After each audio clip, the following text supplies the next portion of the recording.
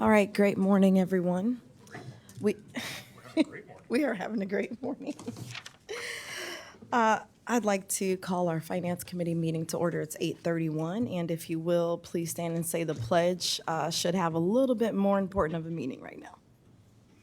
I Pledge allegiance to the flag of the United States of America and to the republic for which it stands, one nation, under God, indivisible, with liberty and justice for all. Thank you for that, and just a happy Veterans Day to all. Everyone knows somebody in the service or has been, or if you are a former service member, we appreciate everything. Also want to remind everyone that if you have a military ID, you can get onto our buses for free today. Has everyone had an opportunity to look at the October 21st minutes? I know that's what you were reading. If you don't see anything that needs corrected or amended, I'd like to move for adoption of those minutes. I do have one minor amendment. I'm listed in staff, and I certainly don't collect a paycheck from Cincinnati Metro. So just remove that, and then I'll move approval. Okay, yes. Yeah, Pete, you are in there as the staff. All right, we would so move to accept our October 21st Finance Committee meeting minutes with the omission of Pete's name from staff to committee members. Can I get a second? Oh, that's, okay, second, yay or nay? All those in favor say yay, please. Aye. And any opposed? Okay. We have some financial results. Tim, if you would, please. Thank you, Ms. Clark. Wait for everything to. Yep. All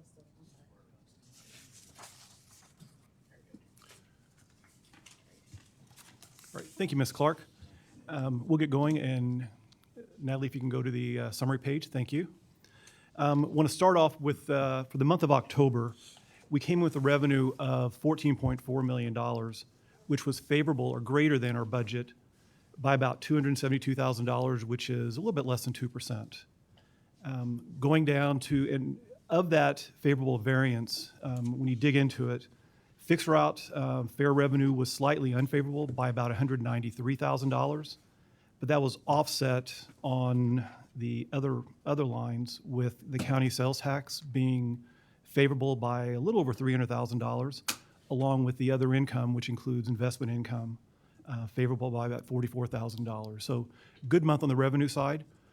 Going down to the expense line, that came in at $14.3 million, which was unfavorable to the budget by about $450,000 or 3.2%. The lion's share of that unfavorability was largely driven by the parts and supplies, again, as we've mentioned during the month. I do have some good news here. I want to really thank Jason Rowe and Christina in procurement for helping get our first procurement out for brake kits. So we've been talking about trying to get some fixed price contracts out in the market, and just so we can have some price certainty going forward. And this is our first step. So I really want to thank both of them for pulling that together. Fuel and lubricants were also slightly higher for the month. But when you net those two numbers together, we have a positive operating capital contribution of a little over $100,000. Unfortunately, that was slightly unfavorable to the budget by about $179,000, but we were positive for the month. Going down to our ridership, that number was $1.34 million. Slightly less than budget and also slightly less than prior year, but more will be coming in the ridership report. Natalie, next page. As is my practice, I like to look at the year-to-date figures here. Really want to point out, if you look on the right side, the county sales tax.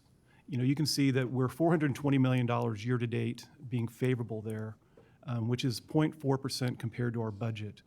It's nice to see the largest revenue line item, being positive to our budget.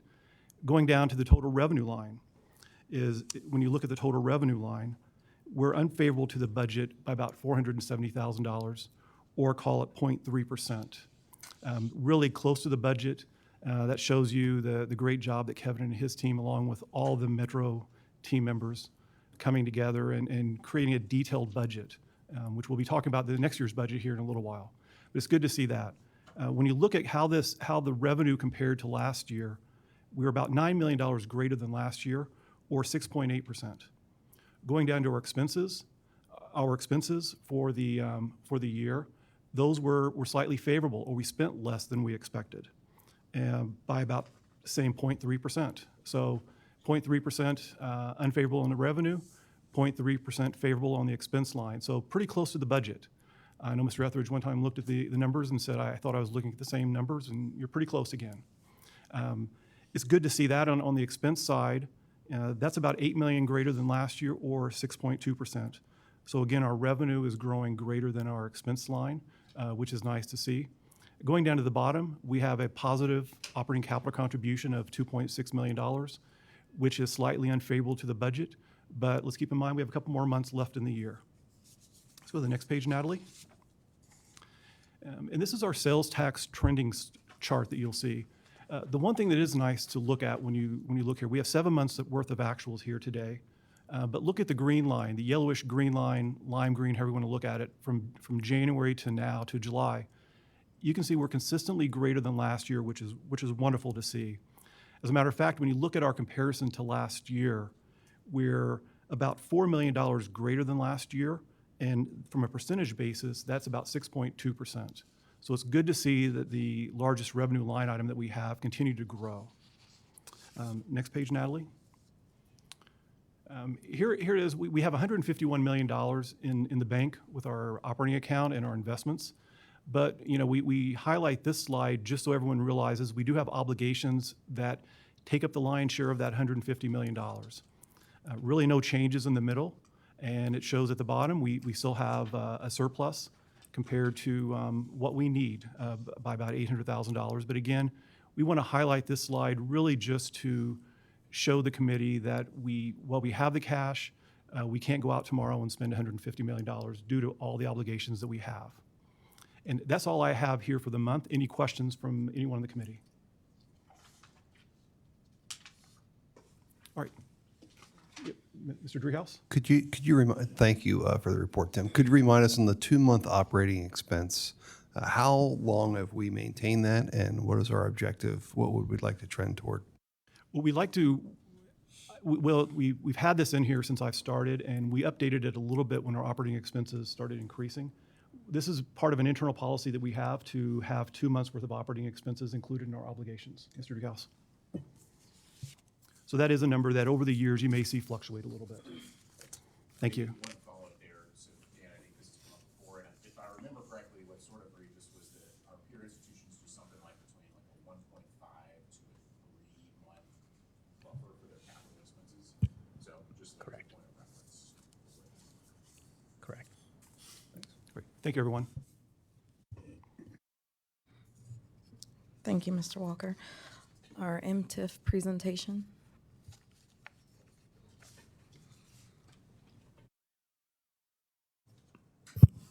Yes, thank you. The board asked us to, give them a brief on the MTIF program in terms of the number of projects that have been completed and or started, and the how much we have dispersed in terms of funding. So Jason's going to walk us through these numbers. Thank you. Good morning, and thank you for the opportunity to bring you guys up to speed on where we're at with some of our construction projects. I wish that this was next month because we were at the end of Q3 and the reports have come in, and these numbers will be higher next month, just as a kind of a lagging indicator from some of our construction projects coming to close at the end of construction season. But be as it may, at the end of September, the top section there is the construction status. This is the physical construction in the field. Round 1 does not include the Western Hills Viaduct, so we took that out. The number of projects is 29. Total projects that were awarded that year, 23 projects have actually come to completion. That's about 83% of the round 1 awards have actually completed. The overall completion for round 1 is 91%. There are a few projects that are under 50% complete, and one particular project, the Warsaw Avenue project, has recently started. It was just recently bid, so that project is moving. So all projects in round one are progressing. And then as you continue down through round by round, the completion percentages slightly drop for round two, and then round three and round four, as you might expect, because those projects are still, some of them are still handling some pre-construction activities, but they are nonetheless, they are moving. The expenditure summary below, the reason that I've captured all 5 rounds here is because within Tim's MTIF summary and the funds, we have collected all of these funds, but I did want to note that rounds 4 and round 5, those rounds are not obligated to start by the agreement because of the 18-month pre-construction window that we allow for them to handle pre-construction activities like design, specifications, bidding, and those types of things. The construction status overall completion for all 103 projects, this is calculated by the specific project completion percentages.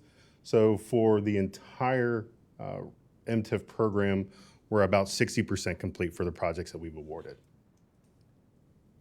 So I have Sure. a question here to make sure I understand. So the average months to complete, that is from when they actually start doing the work? It is from the If it takes time, 18 months to start, the clock is still 0. it's actually from award, and the clock is ticking. So for those projects that are those round 2, round 3, the numbers are lower, but the meter is running. So as the completion percentages come closer to 100% for each round, then that average months to complete will become more true and accurate, that we can then look forward on how long it typically takes for an MTIF project to complete. I had a question. Sure. I was trying to explain this to somebody, and as I was talking, I was like, I don't know how to respond to this, which is 91% round 1 completion, but 52% expended returns.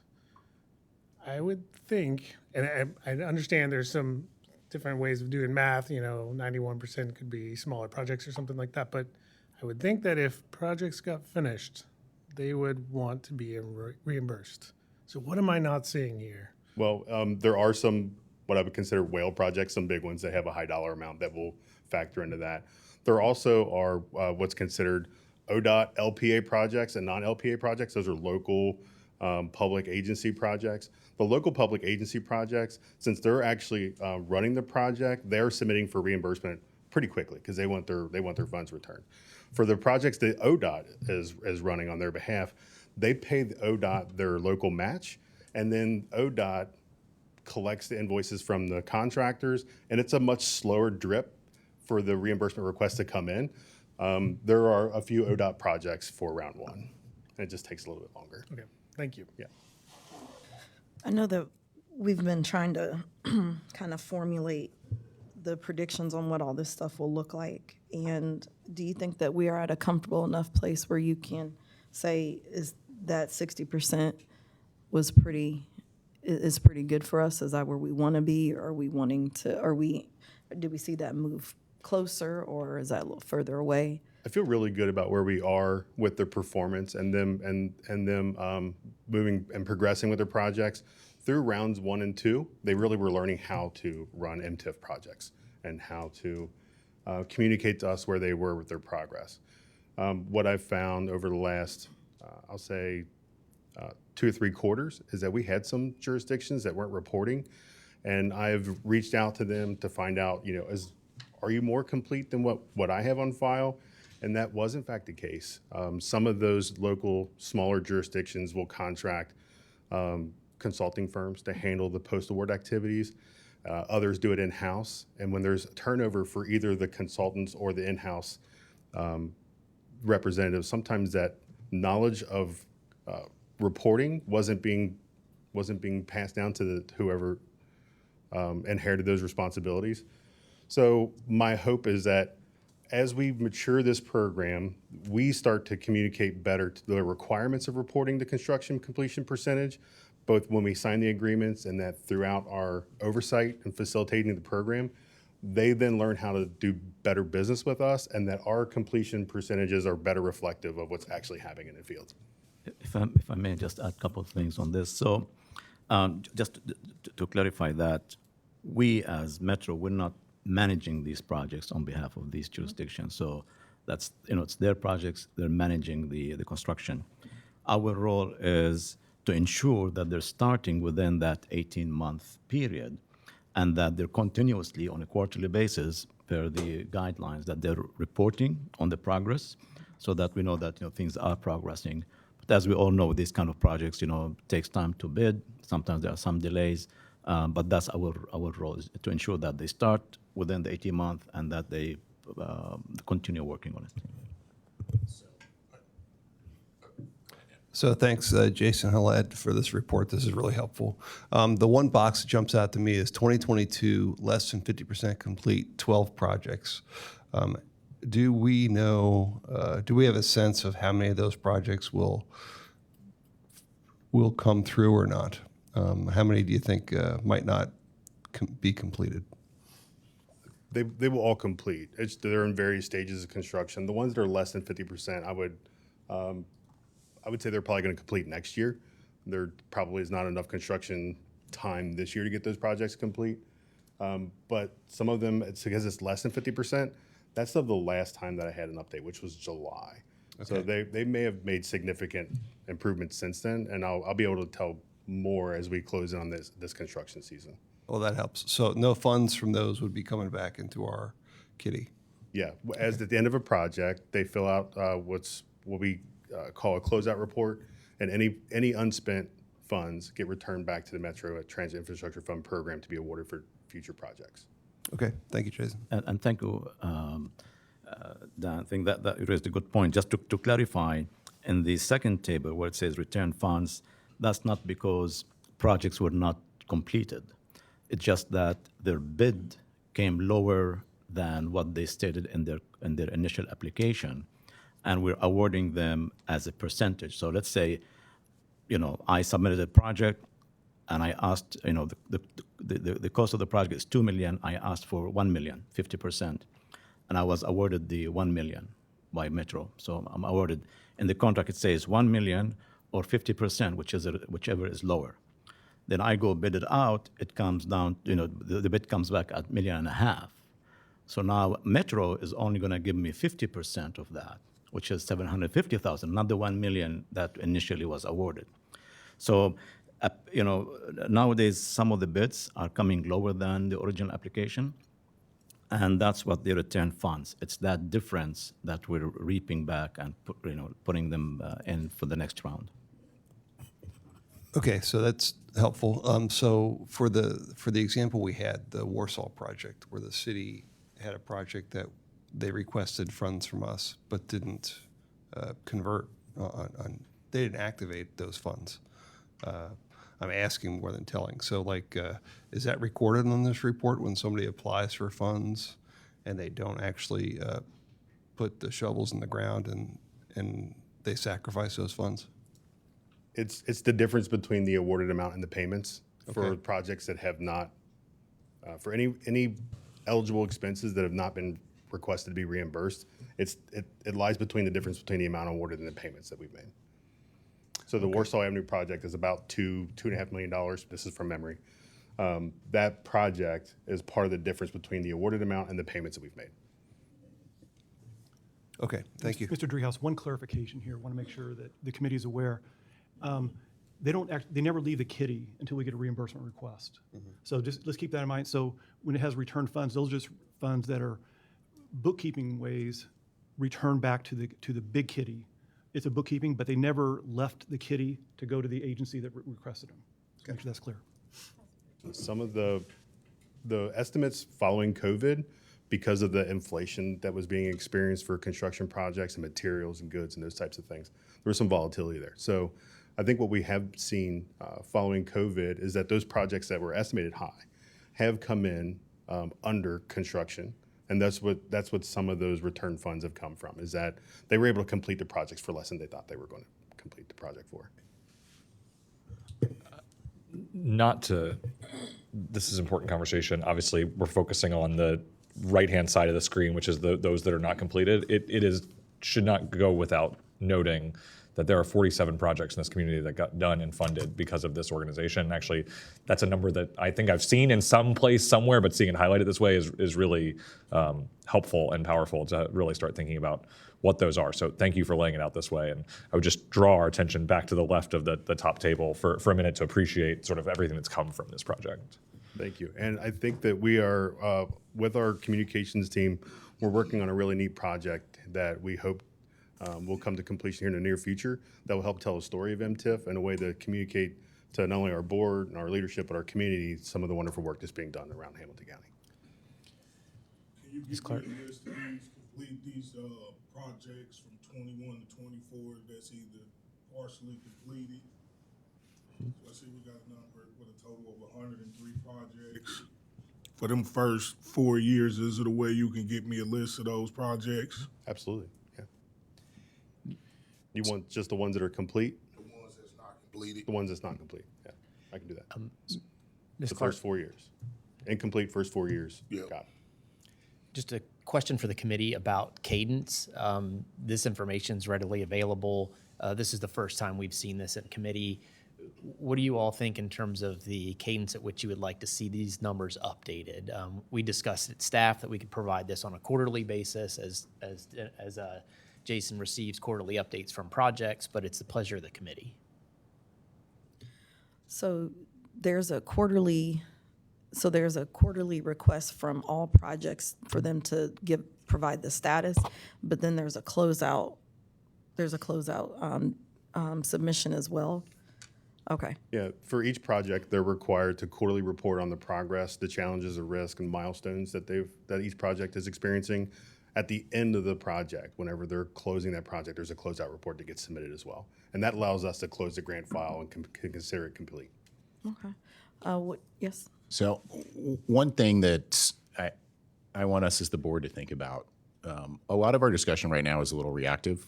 We're talking about what's happened and, things that we have no control over anymore. One thing I know we don't want to do is change the rules in the middle of the game. I think we need to put some time into what do we want to change going forward? Because to Pete's point, we've done 40-some projects that have made a difference in the community. Absolutely. Without this, it wouldn't have happened. There's 130 up there. Now, of those, another 40 or so, no way they could have completed because they've just started. But that still leaves, as we're looking, 25 to 30 that probably should have been done. And we all know there's the big ones out there. There's some valid reasons for a lot of them. My concern is, as we look at this,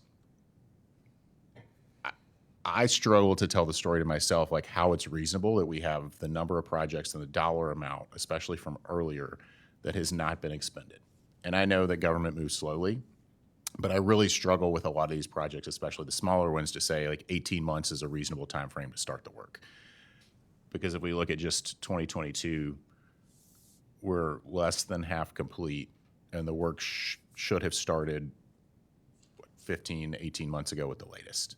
So those are the kind of things conceptually that I'm struggling with. What is the right way for us to incentivize getting this done faster? Because if you give us tax dollars, then we need to deliver, and we need to deliver good quality stuff fast. Now that's hard because there's 30-something different communities that all have a voice in this. So I know none of this is an easy answer, but my big concern is it's taking too long for most of these things. We're not delivering like we should in the time frame that we should. Again, that's kind of my perspective now. How do we incentivize and how do we adapt with the lessons we've learned to try and make that better in the future? I think that's well taken. Nick, give me 1 second. Yeah, you're Pete. good. You're good. You're good. Oh, I definitely think that point is well taken. Could we put that on our next agenda then, so that we can have a real targeted conversation about that? One other thing I'd want to know is when we're looking at that information and the data, where are the trends in terms of what we're seeing for the lag? Is some of what I think it is maybe just the size of the municipality that we're dealing with and kind of their either experience or protocols and maybe not having as defined structures or something like that. Because if we can kind of go backward, then that may help us to ask our questions better so that we can have a more, be able to predict better for certain localities where or how fast those projects are going to move. Can I make a recommendation? So, and this is aligned with getting more, I'm not looking for more work, but our committee, my committee, rarely doesn't report out all that frequently. And status reports on how the projects are coming through the pipeline, maybe we could report out quarterly or in that cadence to the full board, right? Because if we do it in finance, we could really spend a lot of time talking about individual projects in finance. I think this snapshot is really healthy and good for all of us to see. So thank you for putting it together. But maybe we create a cadence in our committee to report out here, not monthly, but maybe on a quarterly basis. I'm in support of that. I just have, it's hard for me to really synthesize the information as whether something is complete or not without a target date. Like, I don't want to assume someone did not meet a target. Maybe it takes longer. So percentage based on, I'm assuming when someone submits a project, they said, we expect this to end on this date, and then we can compare that, then just complete and not complete. That would be helpful for me. Do Our they application submit does a have- date? I'm sorry. Do they submit a date? I was wondering about that too. So Tiana, I'm just following up. The application has an estimated completion timeline within the application, but our agreements do not have a term that they have to complete within. Okay.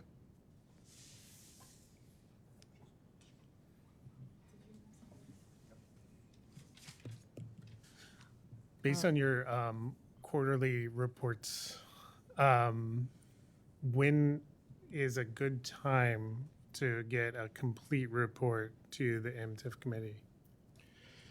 Or could you come back with us at a later They're time? required to report 15 days after the end of the quarter, so that beginning of the following month would probably be acceptable. I can facilitate that, no problem.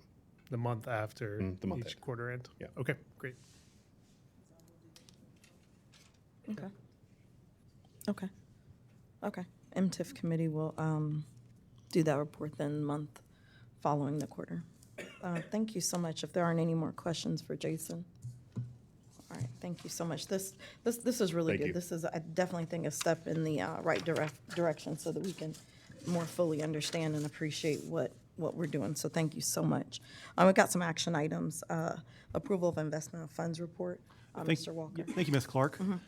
This is the standard look that we have with the operating account set up on the left side, the infrastructure account set up on the right side. You can see both of them are hovering in the little north of $150 million at the end of the month. The one thing that I like to point out would be, unfortunately, we've had a decrease in our yields, which was to be expected, from 423 on the operating fund to 417, and then 429 to 420 on the infrastructure fund. So that's the impact that we're seeing with the lowering of the Fed rates that we expect to continue. Just to put a yield reference point in everyone's head, the operating fund, we're at 417. The 2-year U.S. Treasury, which is a nice benchmark for our portfolio, was at 3.6% for both September and October. So we're outperforming the 2-year benchmark right now. And a lot of that is due to some longer-term investments. But as always, we keep an eye on this. And if we have an opportunity to invest farther in the curve, we do. But we also need to keep adequate liquidity on the operating fund for our own projects and on the MTIF fund for when those reimbursements start heating up and we have to give them the funds. Any questions? All right. Thank you, everyone. Thank you. I move that we accept the investment funds report. Second. All right. Any discussion on that? No? This is a voice vote. All in favor? Aye. Aye. Any opposed? All right. Moving on to our approval of December 2025 to November 2026 property and general liability insurance coverages. Yep, and I'm covering for Ms. Beard today. She couldn't be here. This is the standard look that we've had with our OTRP policy. This is our 4th year with OTRIP. And as Ms. Clark mentioned, this is our period of time for our 26th year, so it goes from December to November. So this new policy year will start in December 1st. The one thing this is a not to exceed, so we have an estimate right now in total of $2.7 million. And want to point out to the committee, that's actually a decrease from what we looked at last year at this time. So some good news there with our insurance coverage. Liability coverage is a little bit higher than it was last year at $1.86 million. The RTC flood insurance and actuarial studies stayed the same at $50,000 and $8,000 respectively. Shock loss funding is down a little bit to a little over $300,000 from, call it, $360,000. And when you look at our year-to-date liability coverage, we have $1.7 million with the fourth quarter claim still outstanding. And in 2024, we were a little less than that. But what I'd like to do is recommend that we extend this for another year. We are seeing a savings with the OTRIP from compared to last year. So this is something that we do recommend as an organization. Any questions from anyone? Thanks for reporting out on it. Could you remind us what our retentions are, our self-insured retentions on the liability, and what the deductibles are on the property side? About $1 million. So we pay The first million, yes. the first $1 million. Correct. Yes. And this is the premium on top of that first $1 million Correct. deductible? Yes. Okay. Correct. And from where we sit, when we think about our budget, to renew our liability coverage with a decrease after having paid a significant claim in 2025, feel pretty good about that from a budget perspective. Okay. And Mr. Driehaus, we looked at other organizations, and other organizations are seeing an increase in their premiums. We didn't. We also, when we look at our OTRP part of this pool, this risk pool we have, there is a notice period if we do want to elect to go out. It's a 6-month irrevocable notice. 6 month. Yeah, to go out. But it's something that we were pleased talking to OTRIP, and they also came and visited us. They're more than willing to speak to the committee. But if we have a desire at some point to adjust our deductibles, obviously that affects our premiums. But to see a decrease from what we experienced last year, considering the large claim that we did have, we were pleased to see this, Mr. Driehaus. So a 6-month period, we have to notify them of it 6 months in advance of pulling out of the fund if Yes, we do yes, sir. that. Yes. We joined 4 years ago. How did we cover our risk prior to that 4-year period? Before we did that, we went out and engaged a broker. The broker then went out and solicited, similar to what OTRIP is doing for us now. So we had a separate broker that would go out and provide they would go out and say, we're going to go with, go ahead. Well, yeah, and prior to OTRIP, SORTA was self-insured. Self-insured? Okay. And is this an assessable fund? If others drop out, if the fund collapses, if the pool collapses, is this an assessable fund? I don't have that answer. We'll find out. Okay, thanks.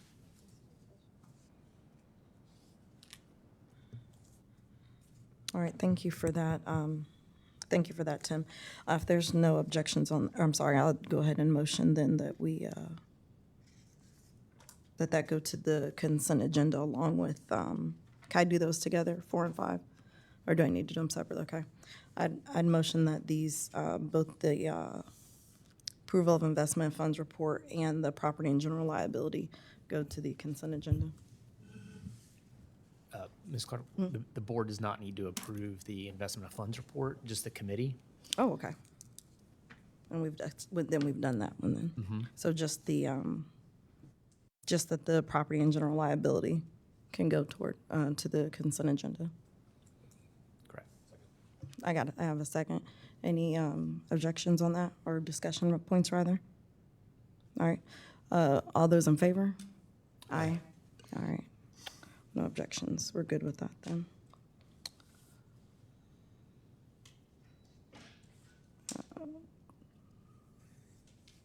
We are at our approval of the 2026 budget. All right, thank you, Ms. Clark. First off, I want to thank the entire Metro organization this is a very collaborative approach, but it was led by Mr. Kevin Ruth. Kevin, can you put your hands up back there? I want to thank Kevin and his team for all their work, along with the entire organization for coming together. Natalie, go to the next page, please. These are the headlines that we have. Want to point out to the organization and to the committee here that, when we look at our budgeting process, we try to look at it in three pillars, I would say. One is to enhance the transit system. Another is long-term financial sustainability, and then also infrastructure revitalization. And we try to capture all three of those when we look at our budget. The headline figures here, you can see the 26 operating expenses are 2.1% greater than our expense budget for this year. Want to frame this also to the committee. When I was sitting here last year, that number was 3.9%.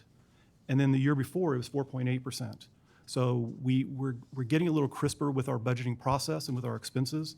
And you can see that went from 4.8 to 3.9 to 2.1. The next line of 2.7%. Last year, that number was 6.7% and 9.4% the year prior when you compare our expenses to our forecast. So good news all around to see the expense growth being held at something less than 3% that most people would expect, or even greater than that. The budget includes several initiatives that we've talked about over time related to scheduling, overtime, and absenteeism. Let's go to the next page, Natalie. Thank you. When we look through the assumptions, before we get to the great wall of numbers, we're going to have a page on the revenue assumptions and the expense assumptions. Ridership projections include continuing enhancements as part of the Reinventing Metro. We have 2 new zones in our budget, zones 5 and 6 in August and November. And we also expect continued growth with access in the public school here in Cincinnati. In 26, we also have a full year impact of the rate increase fare increase that we experienced mid-July of 10%. We also have the full year of the account-based ticketing, which includes the fare capping, full year of the rewards program, et cetera. Investment income, we're expecting to see the yields go down, as I mentioned earlier. And also we expect the balance to decline throughout the year, and that's included in the budget. Sales tax projection, as is consistent with prior years, we're using the UC economic study that they gave us call it a month and a half ago, that we're using in our projections. And our 5307 funds, you see a decrease there. That's just really because we had traded funds a couple years ago, and we had a higher amount this year coming our way. Go to the next page, Natalie. Go through our expenses. When you look at the biggest expense line item that we have, which is called over 70%, would be our wages and benefits. Once again, we're seeing the wage rates with our collective bargaining unit employees, that's averaging about 4.5%, and we're keeping that same rate increase expected with our admin employees. We have a vacancy rate of 7% that we've thrown in for the administrative employees in those positions. The one thing I do want to point out to the committee here is that for the most part, our admin headcount is remaining flat. We have always seen, so last year's budget was 264. We increased it slightly during the year for some other individuals and other critical roles that we needed for an operational efficiency. But really, when we look at it, right now our total headcount is in the low 240 range. So we haven't really hit that amount, which, when you see the average vacancy rate of 7%, we've been exceeding that a little bit. But it's really good news for us to keep our admin headcount flat once again this year. We also expect some efficiency savings with the hours and for the drivers. Looking at our fuel expense, really that's going to be, we have, call it 90% of our fuel hedged for the year, and it's an average rate, I believe, of 220. We start the year with an average rate of 230, and we go down to call it 210. So we're coming in the 220 range, which is a nice number to see for our fuel. Parts and supplies, we think we're going to see a decrease there with a decrease in the mileage or increase in mileage between runs, decrease in overall mileage, and then also the various procurement actions that we have. The other expense line, we do see an increase, and that's related to Velocia, the rewards program, account-based ticketing, Power BI, 311 resource officers, things like that. So those were the main assumptions that we had in our budget. So Thank you for that, Tim. we have, go ahead, we didn't have a question, but we have there, Yes. we have another page, but Okay, just have a may I go ahead. Yes, have a go ahead, question Ms. on the Clark. procurement actions? I love how you all were able to get the one set out for the brake kits and get that started. Are there a collection of procurement actions that we're looking at, maybe 3, 4, 5? How many are you all thinking we'll see for 2026? You know, without getting into the details with the team, it'll be a handful. You know, we're looking at some bigger items. And so Bill's team did an exceptional job of identifying the opportunities, and he's handed those off. So we would see probably, you know, 4 or 5 fixed price contracts I'd like to see by next year, Ms. Clark. And again, you know, we expect to have, with the volume that we would expect to include in those contracts, some savings, but also then just have the price certainty. That's just easier for us to manage as an organization. So one question I have, and I know this has come up for a couple of years and is largely a reflection of staffing challenges on the operator side, like how that overtime number is forecast to continue to change. And I know as our slow but steady improvement in operator count coupled with our expansion, I'm curious in like the trend that you forecast and then compared to a couple of years ago. Not necessarily for right now, but how that's being factored in to our overall projections long term. And we can talk about that later, but they are all included. We have an estimated operator headcount that we need to hit and retain. So we believe that some of the actions we've taken, whether it be, we have first-year coaches that we've instituted to try to reduce the turnover. We just expect, you have a natural savings when you don't have the turnover. But we can get some more details on that, but we do expect that to slowly go over the year. And Kevin, do you have any other comments on that? You want to? Just with respect to the overtime, one of the other reasons we built the savings. Can you go to the mic real quick, Kevin? Sorry about that. Yeah, we don't have all day. Come on, hustle up there. One of the other things we built into the overtime was related to the new CBA and the work rules that were implemented with that. So we also expect to see some savings related to that. Is there any way maybe to just rough non-binding quantification of like as we compare our overtime, say a year or 2 years ago to what you're forecasting now, is it roughly steady, like 80% of that, some sort of a downward trend? I know there's some level of ideal overtime schedule. There is. I mean, there is a scheduled overtime that is built into the schedule. Haled's team does that. So there is a natural, expected, agreeable overtime number. We've largely exceeded that, obviously due to the challenges in hiring. I'd have to go back and look at the numbers, Trent. I don't know offhand where we were and how it compares to it, but it's And easy Trent, enough to get. Okay. We get a weekly report on unscheduled operator overtime, and that number, I think, peaked out in the high teens, probably a year and a half ago. We've brought it down into the between 15 and 20, so in that mid-high teens, 17, 18%. I think to get optimal, you want to be below 15%. Somewhere between 10 and 15 is where we see that optimization. We can't get there while we're about 9 operators short of our budgeted head count. Once we get to the head count number, we can start to pull that number. Ideally, 15 and below is what we're looking for. Okay, that makes sense. So continual improvement, all dependent on operator Head count. Yes. And it's really hard to look at, through the years how it is, because we have been in a growth mode and we have been increasing the head counts. So now we have some stability, and we're not expecting to have anticipated growth in the required head count for a certain period of time. So hopefully we'll see some efficiencies there. If I may add just a couple of things. So on overtime, as you heard from Andy and the team, we're working on minimizing that, but there will always be overtime. And just the nature of how we do the schedules, because you're dealing with, 500-600 drivers, each they have, different shifts, and you have several thousand pieces of work. And for the software to optimize the schedule in the most cost-effective way, it's going to split these runs throughout the day, throughout the whole week, looking at literally hundreds of thousands of different combinations, you're going to end up with work, a piece of work that's 8 hours and 15 minutes, so 15 minutes overtime. Sometimes it's 8 hours 52 minutes, because overall, that's the most efficient run cut for that schedule. So there's always going to be some overtime. We're trying to minimize the other kind of overtime.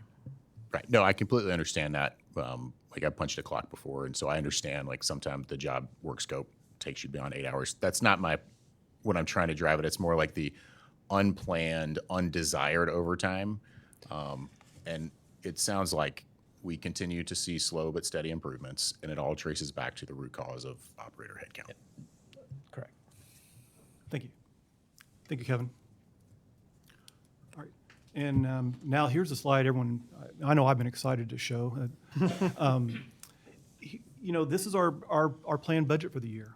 You can see our ridership figures that show a steady growth to our forecast. Looking at our revenue figure, another solid growth to the compared to our forecast and also to our budget. The big driver there is the county sales tax that we're seeing some positive trends, along with on the non-transportation side, kind of a negative trend, and that's to be expected with our investment income. If we spend our money, that revenue's going to go down for us. Going down to the expenses, so we look at our expenses, we have a slight increase in wages and benefits. As I mentioned, we have a true wage increase of about 4.5%, and that's offset by some savings that we expect to see with some of our insurance and other benefits within the organization. Increase in fuel, primarily with the miles and maybe some pricing in there. And the parts and supplies, we expect to see some favorability this year, being a little crisper. And we expect some of the maintenance that we've done this year was some deferred maintenance catch-up. And I know the team's been really active throughout the year to get that done. Netting those two numbers together, we have 176.7 in the revenue line, 169.9. That gets us to an operating capital contribution, which we would use and need to fund our capital that we'll be seeing of $6.87 million, which is positive when you compare to last year and also to our last year's budget and also to our forecast that we have for this year. Any questions on this page? Mr. Etheridge? Go ahead. Just quickly, if you could refresh my memory, are we trending up this year for ridership? I thought we were going in the other direction. We've been going, the budget included certain route enhancements that we elected to pull back due to some staffing challenges. And so we expect to see the ridership increase. Ms. Hala, do you want to give some more update on that, or? Yeah, you're right. For this year, ridership did not trend upwards because of multiple reasons. But for next year, for 2026, the expectation is ridership is going to continue to grow as we implement some of those reinventing Metro Plan phases. And Ms. Mata, one thing, so when you look at this page, if you look to the far right, that's our budget figure, which we are missing it. But when you look at the forecast of what we're seeing, and that's what we're basing that increase on is compared to our forecast. Yeah, I'm glad you brought that up, Ms. Amat, because it's something that I was planning to bring up during planning and ops, because we do at some point as a board need to get our head around the ridership growth projections versus the ridership actuals. We are behind where we said we would be 5 years ago for many reasons. We are projecting growth still, which I believe we can achieve, but we need to get into the weeds on how we're going to do it. There's a slide in the planning and ops about college student ridership growth, which I think is really interesting, and should we be leaning into those things? So we will need to, as we, I guess, go through this strategic planning process, dig in on ridership projections, because this board needs to, I think, give some strategic direction to staff and support to staff to make sure we hit those numbers or reassess those numbers.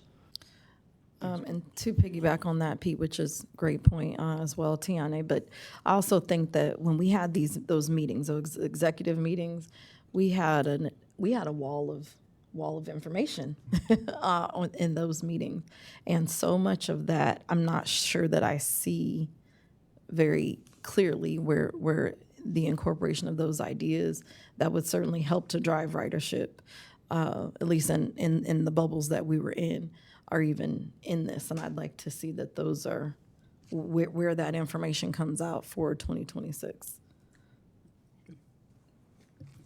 Any other questions?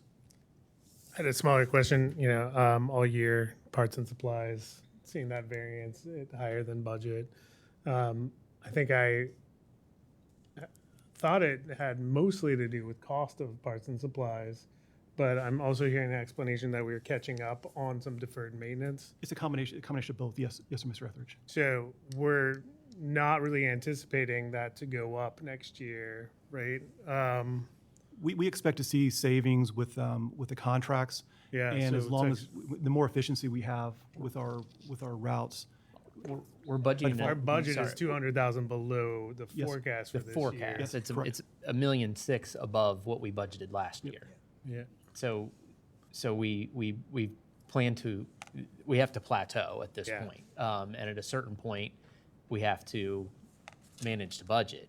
I mean, once we're getting into $11.4 million budgeted for parts, we have to manage the budget at a certain point as well. So it's a combination of all of those things, some catch-up, pricing, and then also managing parts spend. So, And there's so we, some external uncertainty in that area, so it'll be interesting to see how it plays Absolutely. out. I'm not questioning the strategy, but I'm Yep. highlighting it for the rest of the board so we can pay attention to it for the next year. And I think we've got a sound strategy going forward to at least minimize the impact. Okay. When we did the budget, we weren't expecting this rate increase that we've seen on the pricing. And, I think that we, at least starting with the fixed price contracts, we'll see where they come in. Having the volume there should give us some savings, but we have a solid plan to get there. All right. Thank you, Mr. Etheridge. All right, let's go to the next page, Natalie. Any other questions on this page from the group? All right, thank you. So we're going to the looking through the capital quickly here. When we look at our main points here, we have our standard fleet replacement. We have a lot of vehicles coming planned for next year. We have focused some more on facility infrastructure, as I mentioned early on in our budget discussion. We're in year 3 of BRT. We continue to invest in technology as identified with the Power BI that we have. And as always, our grants team is exceptional about going out and shaking the trees for any grant dollars they can find to minimize the local funds or the cash that we need for our projects. Next page, Natalie. And here's a smaller wall of numbers. You can see we have the BRT is a big piece there. The rolling stock number that we have, rolling stock refers to our buses. And this portion that you see here is the local dollars or the cash that we use from our operations. Looking at the total first, let's go to the total for next year of a little over $50 million. Want the committee to realize that number is pretty consistent with what we expected when we came here last year. We were a little over 51 million last year. So pretty consistent with that expectation. You can see the expectation for the out years. The number for 26 includes significant funds for BRT, planning and development, and for the CMAR. We also have in 26 the beginning of the construction for Walnut Hills, and we also have the Bond Hill expansion design coming up. So there's a summary of the totals. Go to the next page, Natalie. Can I ask a question on this before Yes. we move off? If you go back for a second, thanks. On the rolling stock number, this assumes, what is that, funding for 39 buses? 27, 28, 29 are all a fixed number. Correct. Does that assume that we only need to purchase 20 buses and we're now caught up with the sort of the fleet replacement schedule? Or do we plus that number up as we look at what comes from our operating capital contribution? It's a great question. The 2026 capital budget is essentially a snapshot of not only the projects that we are planning to initiate in 2026, but all of the other projects that are in the pipeline. They all get brought up to 2026. So, Ms. Clark, things that we talked about, bus shelter replacement, bus stop replacement, signs, all the things that are part of our capital strategy, those get rolled up into current year, right? Okay. So all of those initiatives are moving. In 2026, we actually just had 2 years of a bus buy come into the same 12 months. Got it. Okay. So we had 2025 bus buy won't be paid out until Q1 of Got 26. it. And the 2026 bus buy is planned to come in Q4 of 26. So you see a doubling of there. Got it. But And that's the not Right. Okay. Yeah, so it's 2 years caught up into that snapshot of 2026, if that makes sense. But you are correct, in the out years, it is more of a fixed number that we just expect to have to replace. And just for everyone here, the 39 big buses that we have, they're split across 19 hybrids, 12 diesels, and 8 battery electric. So we got a nice mix there across the group. Are Can I those, just- just really quickly, with the replacement of those buses, are you replacing hybrid to hybrid, diesel to diesel, or are we? It's not calculated like that. It would be the oldest buses would be the ones that would be replaced. But they're all Okay. diesel. They're all diesels, so they'd be diesel. Diesels are Okay. going out, and then the combination of fully electric, hybrid, and diesel are coming in. Ms. I Amott? just want to thank the administration for the tour to the facilities, and I think the dollars here is well spent, every penny. So just thank you for that. And just a question, will all the facilities be updated by 2027? I don't see any. No. Some of these projects have long Longer. lives to them. The project at Bond Hill is under design. We have to do environmental work. Once we get Okay. the environmental work done, we have due diligence in terms of final design and contractors. So no, we won't have all of the facility projects complete by 2027. They're reflected in those years, so we make sure we've encumbered those funds. But the tail of those projects will most likely sneak out past 2027. Okay, thank you. Great. Thank you. And then go to the final page, Natalie. And here we are. So we believe this budget continues our agenda for growth and strategic growth, I would say. We have the funds for the capital plans that we have in place. As you can see, with the $6.9 million of operating capital contribution. You want to point out that, it was last year during this meeting where Ms. Robinson, didn't like the term surplus. And so it was during this meeting where she said, well, let's talk about if we're using this for capital, let's use it for capital. So a shout out to Ms. Robinson and her thinking on that. So this is our operating capital contribution for 2026. And our year-end capital funds, we expect to have ample funds to pay for all the local pieces that we have to put up for with our long-term projects. So any other questions anyone has on the budget? Thank you. Thank you for that very. Thank you, Ms. Clark. You're welcome. No, most thank you to that. I motion that we approve the 2026 budget. Thank you. Thank you. Any discussion on that? All right, all in favor? Aye. Aye. Any opposed? Okay. Do we have any new business to come before the body? Not seeing any. All right, then. All right, with that, then we can have an adjournment 9:29. Thank you all so much. Have an excellent day. Thank you all for a robust Finance Committee meeting. I'm going to roll us right into Planning and Ops if my Govenda will load. We have already done the Pledge of Allegiance this morning, so I will do the first thing first and seek approval of the Planning and Ops Committee meeting minutes. Although I would note the same thing is represented on these minutes as well. I'll move approval, then you seconded with the amendment. All those in favor? Aye. Any opposed? Any abstentions? Motion passes. Let's move on to the good news. Good morning. Morning.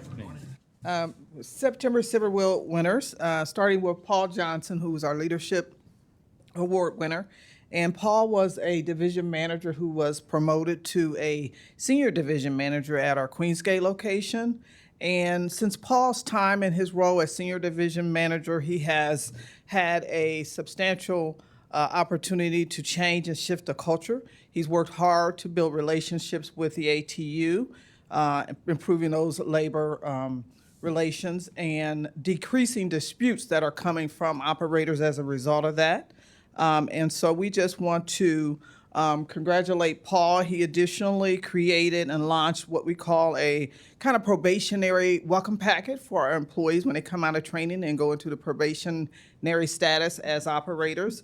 So again, Paul has had a great impact on the Queensgate location, and congratulations to Paul. Next, we have Erica Binky. Erica was also a training specialist who has recently been promoted to one of our new transit operator success coaches. And so we're really looking and excited about the work she's going to do to help with retention. And she was, while she was in her training role, had some robust challenges from someone about her work product. She handled herself very professionally in how she addressed this particular issue with this individual, and it really spoke to her professionalism and the way she conducted herself. And so again, Erica's just being recognized for her presence and how she has represented the organization. Next, we have Queensgate operator Jeffrey Oliver.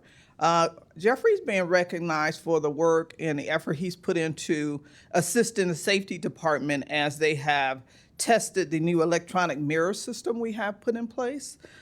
So he has put a lot of time in with helping to work with them on accommodating the training that's needed and the manufacturer needs. He's come in and done a lot of overtime to help to test that product and provide some valuable feedback. So we want to thank Jeffrey for his work, and the safety committee is very much indebted to his commitment to this particular project.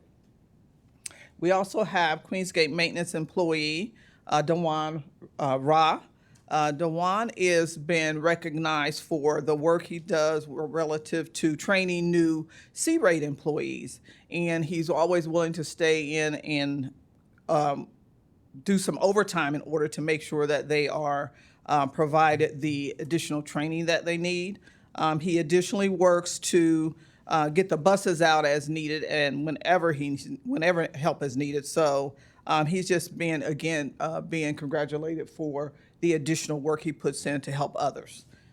Next, we have Dominique Berry, who is Bond Hill Operator of the Month. And Dominique is being recognized for her work around her attendance. She's got perfect attendance, no customer service complaints, 93% on-time performance, and she is always willing to help others and always comes with a positive attitude, no matter what. And then next we have Bond Hill maintenance employee, Nathan Kolb. So Nathan takes a lot of time when he inspects the buses, and when he catches something, he repairs it himself if he can. And if he can't, then he makes the work order that's necessary so that someone else can make that repair. And he's always on making sure that buses are ready to go out on the road and suitable in great condition. And he is always willing to share his knowledge with other mechanics and trains new 8-rays in the new apprenticeship program. So we want to thank Nathan for his efforts and the continued effort he puts forward in helping others. And then finally, we have Access employee David Lay. David has just been super professional with the work and efforts he's put in to engage others and how he shows up. He's always coming with solutions and always sets a strong example for his peers and everyone around him. Very approachable, very positive attitude, and very comfortable with the work that he does. So we again thank all of our September Silver Wheel winners. And then next slide, we will talk about breast cancer awareness. So during Breast Cancer Awareness Month, each garage had an opportunity to do fundraising, and part of that fundraising consisted of some bake sales. And as a result of those bake sales, the garages raised about $7,000 towards breast cancer awareness and research. And we additionally also took an opportunity to participate in the Making Strides Against Breast Cancer Walk that was held in October. We had a strong showing there. And so again, we just want to congratulate our operators and our employees on all the work they do to ensure that we have a presence in the community around things like breast cancer awareness, amongst other things. Thank you. All right, thank you, Adrian. We'd also like this morning to celebrate very special recognition of CEO Andy Aiello. The Business Courier has a new program, Power 25 Growth Champions. This recognizes people and organizations in the regions working to grow the region. So when you think of the current and future vibrancy of our community, growth is on the forefront of everybody's minds, and folks that pay attention to this and the good work of those in the community driving the region towards successful growth. Andy certainly comes to mind. Congratulations, sir. Well deserved. John, clearly this is a reflection of what this organization does every day, not the individual, but appreciate the recognition. Happy to do so. And apparently new board member Raquel Howard-Smith got a couple memos. One, you join this board, you better bring it in terms of winning awards and hardware. But when you do so, we're going to gush over you. So we're going to do it without her here anyway. One more joke. She says, I'll see your Power 25 and raise you a Climb Award. Raquel Howard-Smith is being recognized by the Courier as a diversity champion. The Climb Awards recognize individuals and organizations that elevate our region through programs and resources aimed at building a more diverse, equitable, and inclusive community. If you know Raquel and you know her work at the YWCA, that is absolutely true. In receiving this award, she noted that the most significant win of the past year for her was opening an emergency shelter for families fleeing domestic violence. Absolutely great work, serving a great purpose. Congratulations, Board Member Smith. All right, now Halez is going to look back on a successful launch of Metro Now Zone 4. All right. This is boring news compared to the last two slides, I guess. We have identified 6 zones, as you very well know. We have implemented 3 so far. And just a couple of weeks ago, we implemented zone number 4, which is the Blue Ash zone. It was a great event, even though I had to miss it because of some other meetings. But it was a great event. The service is growing. But I also want to highlight that because sometimes, we just see a picture and, it looks great and fantastic. It takes the whole agency to really launch one zone, from the speedy department, planning and development, working on the service, the zones and so on, but also, human resources, recruiting drivers so we can run the service, to operations, making sure that the drivers are trained, and the maintenance, that the vehicles have been received and ready to go, to marketing the service. And of course, we can't forget finance, because they're providing the money for all of that. So it's really, there's a lot of work that goes behind the scenes, but this has been a great program for Cincinnati area. Next slide. As was alluded to earlier in this meeting, ridership, university-related ridership has been growing. We topped about almost 50,000 again, very close to 50,000. Ridership from UC, Cincinnati State, and Xavier. We have a great team that's really leading all of that to increase ridership and promote it and market the service. But a portion of that success is so far we've offered it free of charge for students, something that we are and we've always made it clear that this is just a pilot. It's not going to be an indefinite thing, but we probably at a point where we'll be revisiting the free fare rides for students. So we'll keep you updated on that. But ridership, it shows that students are finding value in our service and they are using it. Next slide. All right, back to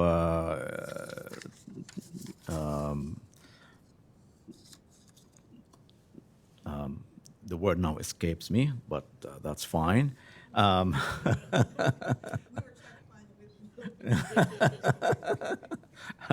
can say it in Arabic.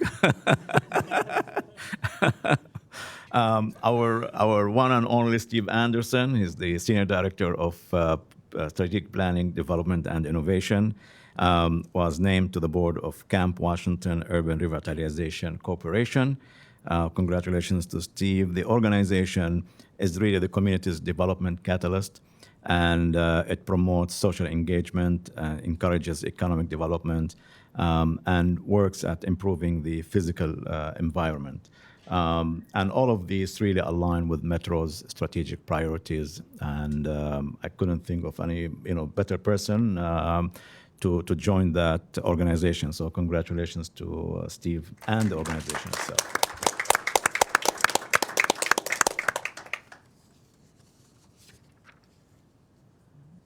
All right, thank you. Good morning, everybody. Next couple of slides are going to be talking about how we're going to be out in the community for the holiday season. So we're launching our Your Way to Go for the Holidays campaign. This is just one of the examples. We're going to be offering free rides on Black Friday. That'll be a great way to put a little savings in folks' pockets when they get out there into the community, as well as the more we encourage them to spend money shopping in Hamilton County, the more we contribute back to the sales tax fund. So that's a win-win for everybody. Keeping with the theme of the holidays, we are going to be decorating 2 of our buses, one at each of our operating garages. And when folks get on those buses over the next coming weeks, between December 13th and the 28th, their ride will be free. It'll be a way for us to spread the holiday cheer. We will also have Santa and his sleigh, which is a Metro bus, down at Government Square on December 17th to give holiday surprises to all the good girls and boys who ride our buses. And hopefully maybe you can come out and join us, put on your hat and your mittens and come down and find us down there. And we're also going to be doing our annual Stuff the Bus. This year, instead of collecting food, we will be collecting toys. We're teaming up with Radio 1 stations here in town, which includes The Wiz, Old School, La Mega Spanish language station, and The Buzz, to completely fill a 40-foot bus with toys for the holidays. We will have the bus at selected Walmart locations on November 29th, December 6th, and December 13th from noon to 3. All of those toys then will be delivered to the Cincinnati Recreation Commission's Madisonville Rec Center on December 20th, and they'll be distributed there to help brighten the holidays for all the families in need. Please come out, bring a toy or 2 or 3 or 4, and join us on one of those dates. And this Saturday, if you're so inclined to learn more about the history of transportation in Cincinnati as it pertains to Metro, you can take a stroll or maybe even a roll down memory lane. Some internal staff as well as some external folks will be making presentations at the Esquire Theater from 11 until 1:30 p.m. We're going to be talking about the history of streetcars and inclines, the history of bus transportation, a little look into the underground subway tunnels, and we'll also look into the future with BRT.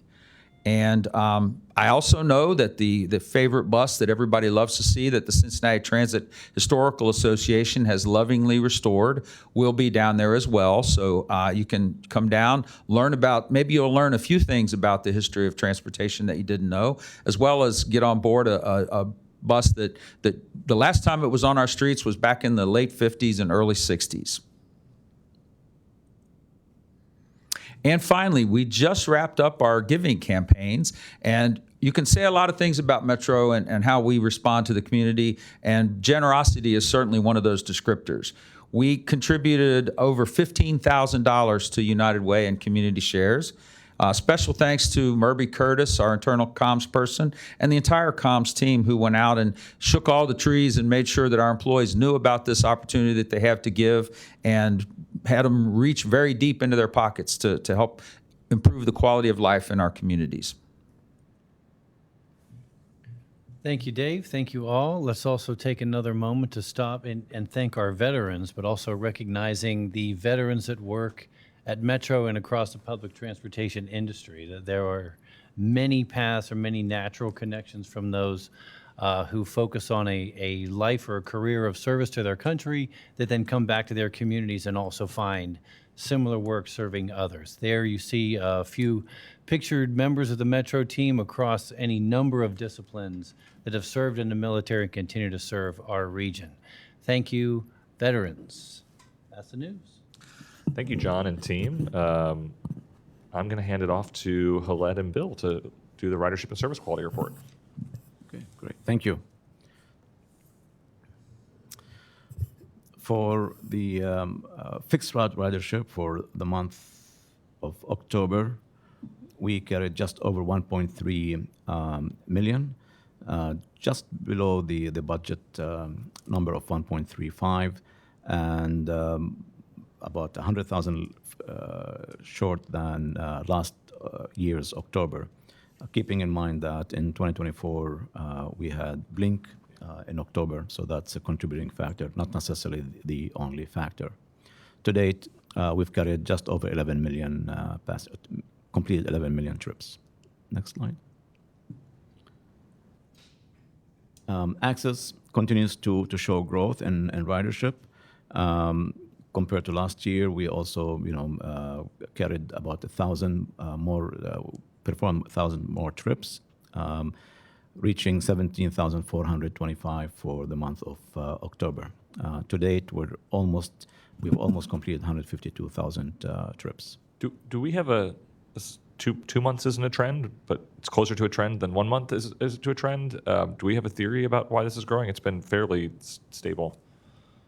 To be honest, I don't have a theory on that. Bill, do you have anything? October is traditionally a month of high ridership and access because there are no holidays. You have almost every weekday operational, and a lot of these trips are those scheduled, dialysis type scheduled trips. So you can see it's very close to budget. So we plan for budget that in terms of number of weekdays operated during the month. It's most likely the result. If this went back 13 months, it would probably show it somewhere. Got it.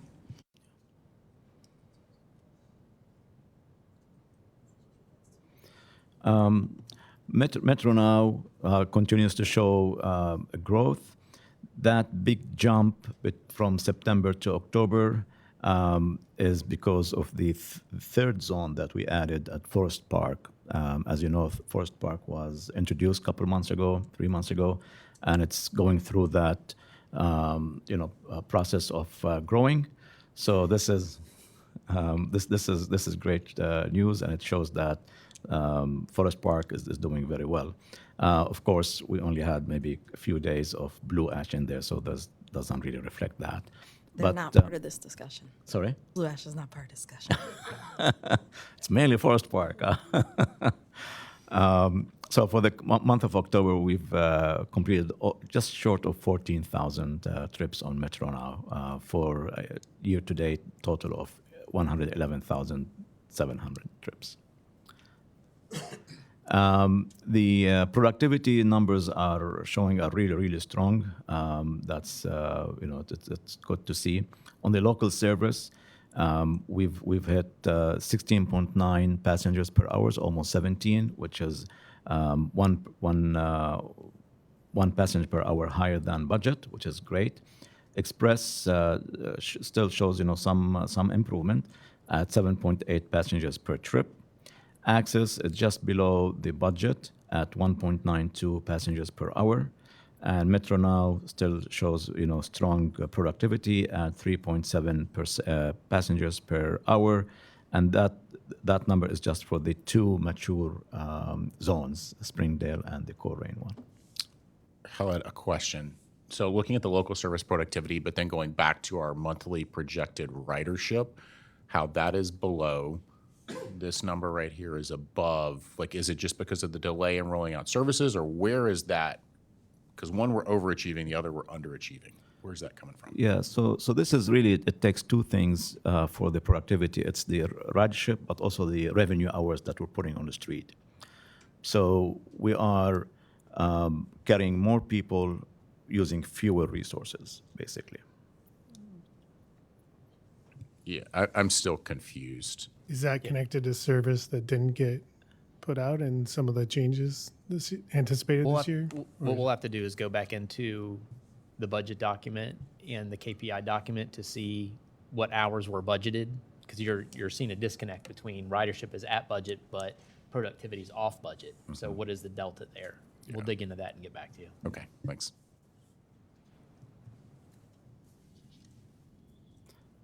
And with that, I turn it to Bill. Thank you, Khaled. You'll see that fixed route on-time performance September, really August, September, and October are always tough months for us because of that's when schools go back in session. So it's not only the effect of CPS, which is the biggest, obviously, district that affects us, but all of the suburban districts, every place that we operate. Schools back in session, that changes traffic patterns. So there are adjustments that occur there. Even the adjustments on CPS ridership. From August to October, the CPS ridership has increased by 3,000 a day. So we see more of those students in October than we did at the beginning of the school year. So those are continued adjustments, but as you can see, we were ahead of last October and last September. So that's a positive trend, and we're seeing November is rebounding with on-time performance. Access is affected a little bit by that. We did see an increase in ridership, but that's also, again, combined with the traffic patterns. We operate through school zones and all of the same traffic that everyone else sees as students go back to school. Metro Now on-time performance has been strong, and we're excited about that we were able to add Zone 3 and continue with strong on-time performance for Metro Now.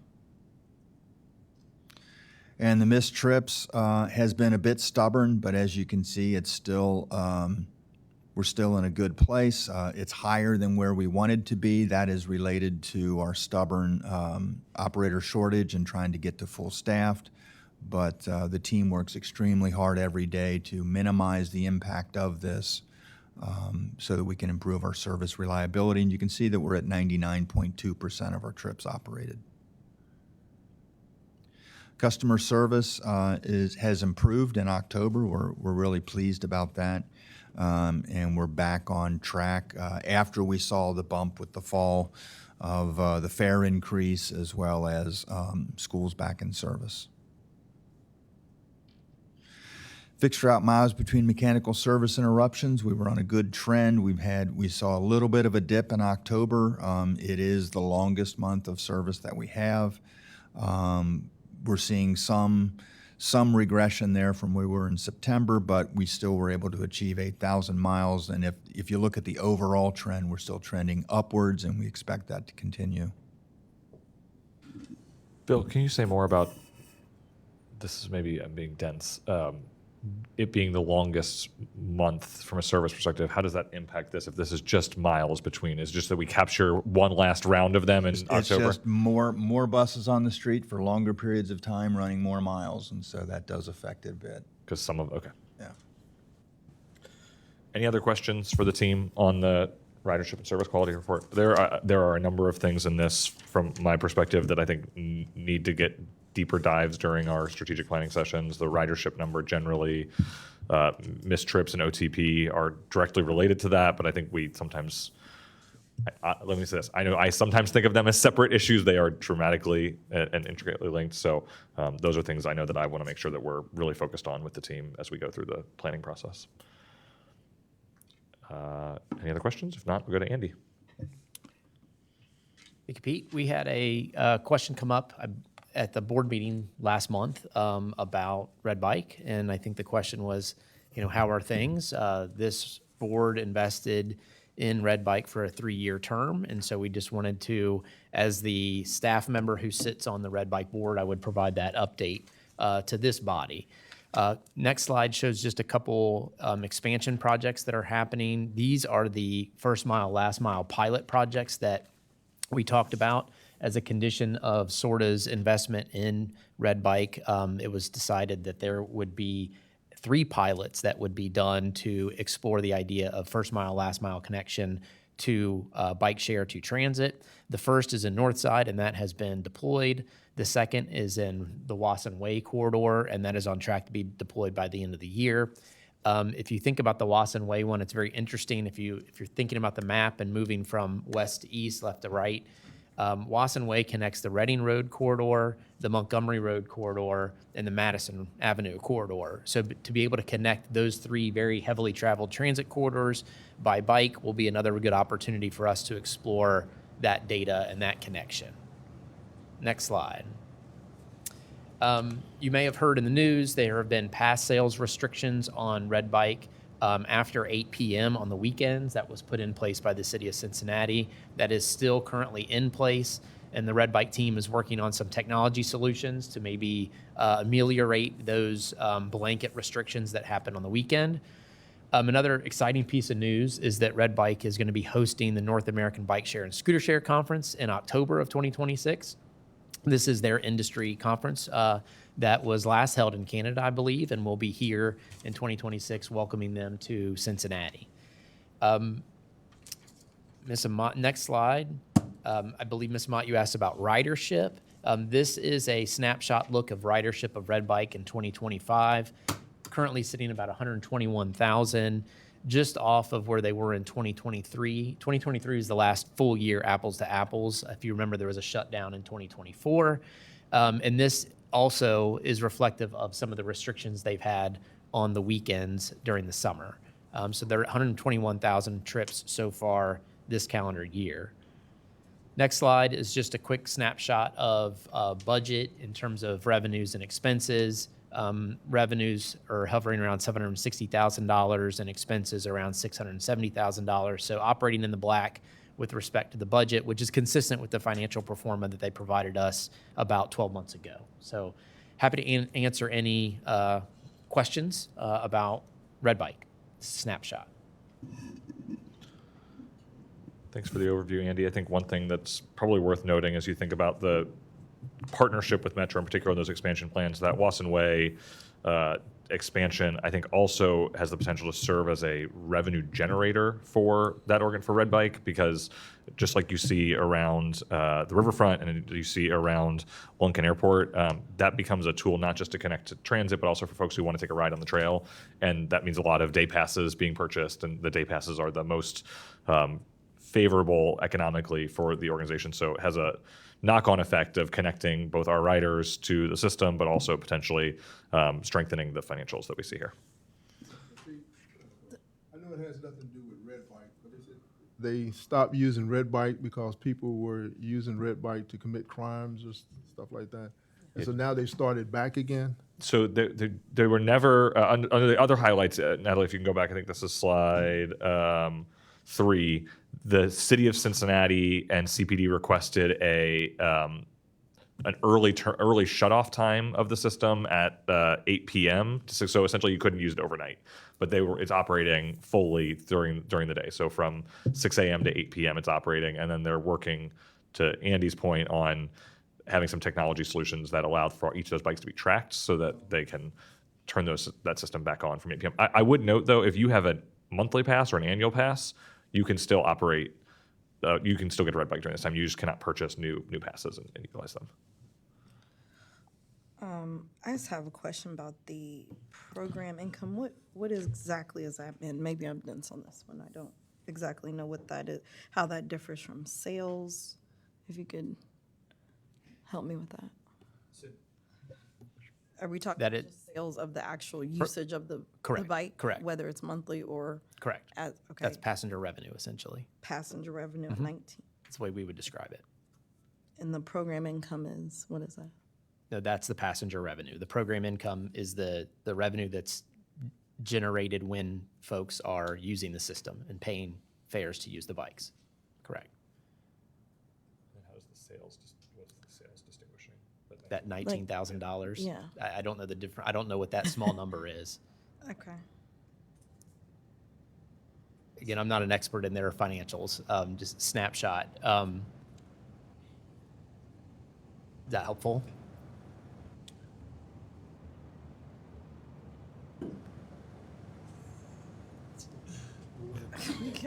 We can get an answer to that question. But what that $19,000 is, how it differentiates from the overall program income.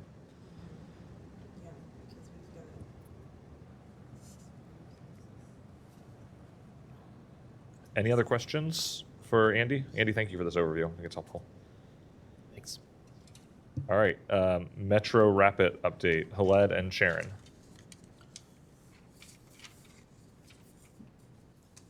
It's all yours. No Haled, just Sharon. Good morning. Morning. So as we gave you a briefing in last month's meeting. We are continuing to do the community council presentations. So we are going out to each of the community councils that are along both Reading and Hamilton. This is our second round for many, fourth round for some, depending on the availability at those community councils. So we have really taken a roadshow out and giving a project update, explaining where we've made modifications based on the communications that we've received during these community council meetings. So in October, we visited Bond Hill, Mount Healthy, the Downtown Residents Council, Northside Community Council, and College Forum. And I'll just make a note on the Downtown Residents Council.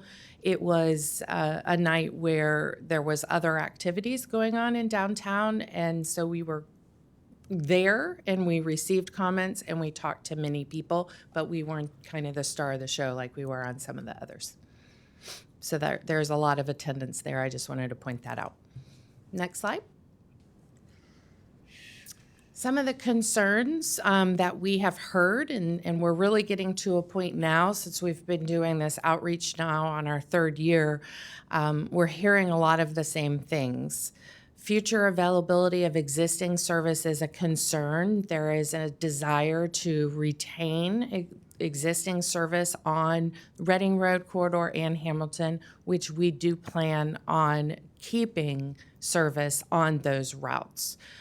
So that is something that's asked when we're out in the community frequently. Given the government shutdown, there's been a lot of conversation about, well, will there be federal funds? And, you know, your guess is as good as mine at this point. But we do look very favorable in our rating process, and we are encouraged to, you know, continue to seek those funds through the federal program. We are rating highly, so we're looking good, or we're rating well, I will say, not high. Concerns about parking in the neighborhood business district, and we've addressed that by including the exact number of spaces that will be removed. It is very small. We have worked our hardest to minimize the number of parking that would be removed, especially in areas where there are neighborhood business districts and people need to park to get to the neighborhood or to the business. Most cases, a 60-foot vehicle can pull in and it would remove 3 to 4 parking spaces on each side of the street. So again, very minimal. We've had concerns about security measures at stations, and we of course have a number of different techniques and technologies that we'll be providing at the stations. Along those same lines, making sure that there's improved lighting. A lot of concern about the potential of removing any of the city has put in a number of traffic calming measures. So folks continually ask, are you going to take out the hump? Are you going to take out the sticks? And the answer to that is no. We are retaining as much of that infrastructure as possible, and in some places improving upon it. And then at the last bullet there is when we were in College Hill, there was a conversation about our station is at a location where there is not currently a traffic light. And so what would we do? There are pedestrian hawk signals is what they're called by the engineers. It's basically the button that you push. When you push it, the light comes on and people can walk across the street.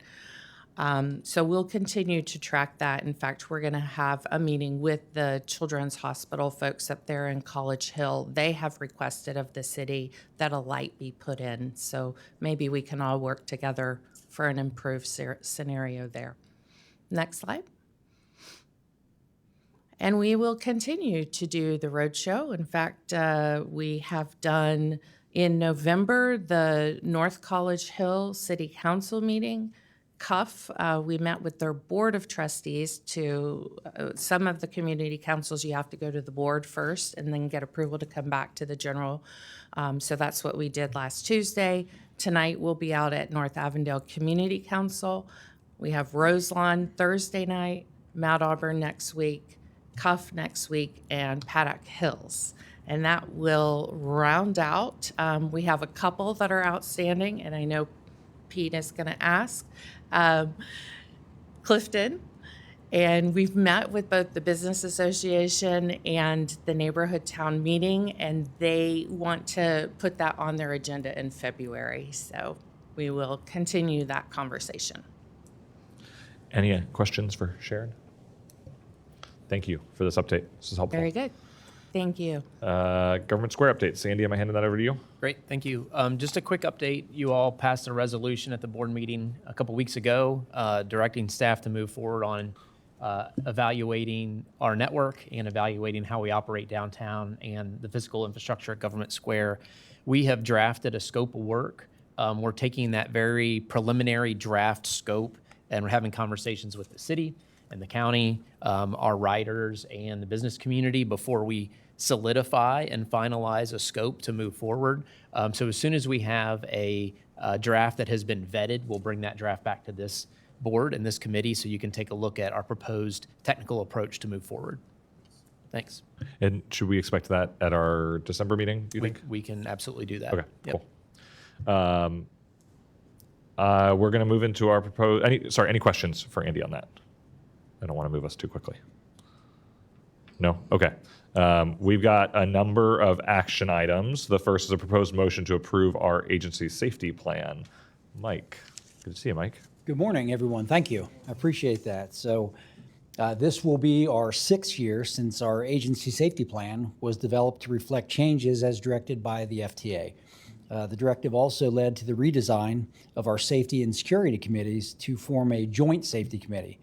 So in partnership with this committee, our plan was built from the ground up to meet or exceed FTA regulations. So for those of you not familiar with the plan, it describes our agency assets, promotes continuous improvement, and it also requires tracking, mitigation, and reporting. Next slide. So for 2026, the plan remains relatively the same as last year. The updates primarily reflect our expansion of service. This year's review was submitted to the Joint Safety Committee on October 8th, where we received unanimous approval.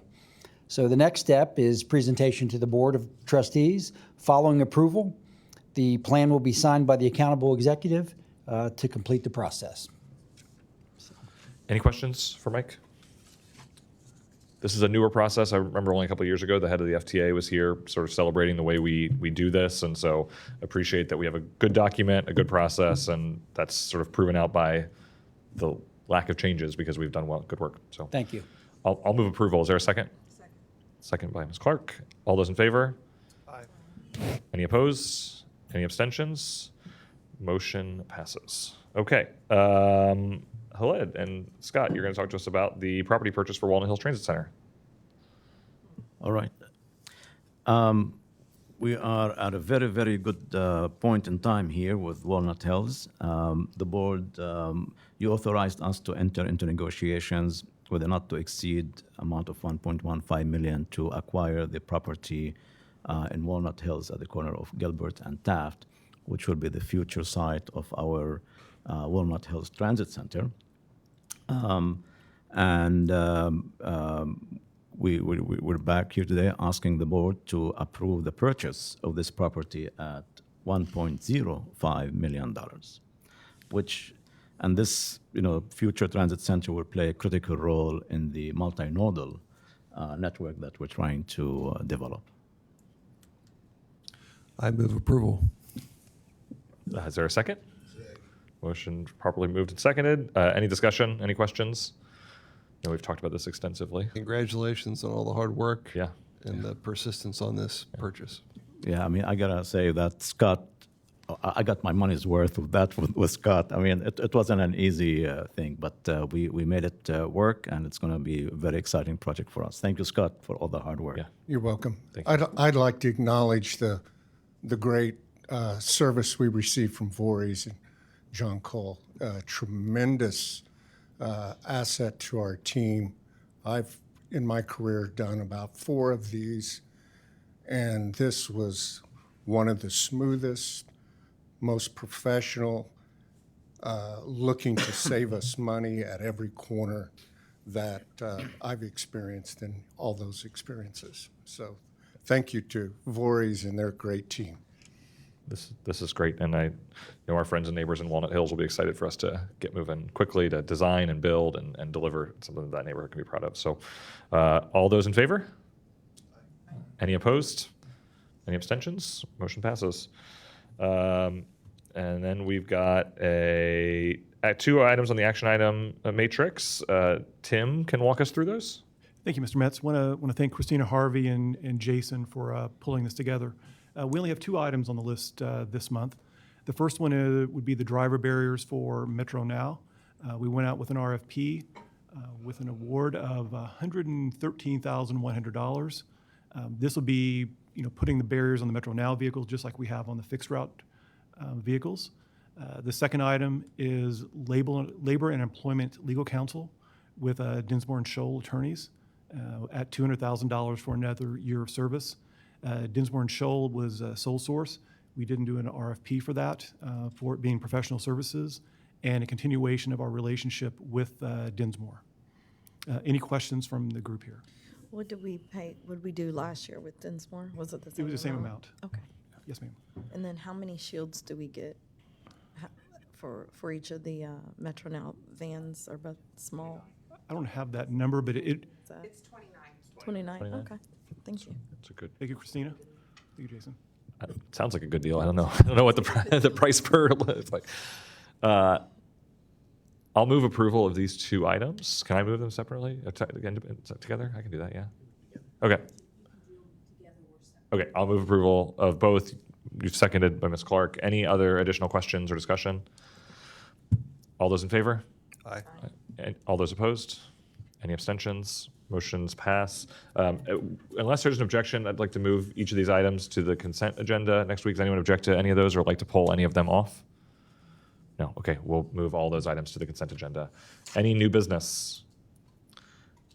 Hearing none, I will adjourn the meeting at 10:13. Oh, yes. Do we have an update about the bus that was shot at? Oh, thank you. Yeah, that's a great question. So what was reported is what we know. There was a bullet that went through the windshield of the bus. Mike, you can provide other information in terms of your communication with CPD. Right, I don't mind at all, and that's a great question. So in watching the video, it was just a typical day, a typical route. There were a few passengers on the bus when suddenly a white Honda Civic passed the bus, stopped in the opposing traffic lane, and there was a person in the video running down the sidewalk with a gun, just firing at the Honda Civic. We were practically side by side with the Civic when that took place, and there was a bullet that struck the top side of the windshield. The operator continued forward for about another half a mile or so where the police responded to the coach there, but there were no injuries. But that is what took place, just the wrong place at the wrong time. How's the operator? Operator was fine, shaken up at the time, did a really good job of checking on the passengers. Was shaken up and did go home for the rest of the day, but they're back in service. Yeah. Yeah. Thank you for You're welcome. following up on that, Casey. Any other questions for Mike or on any other topics? No. All right, then we will adjourn at 10:15. Thank you all.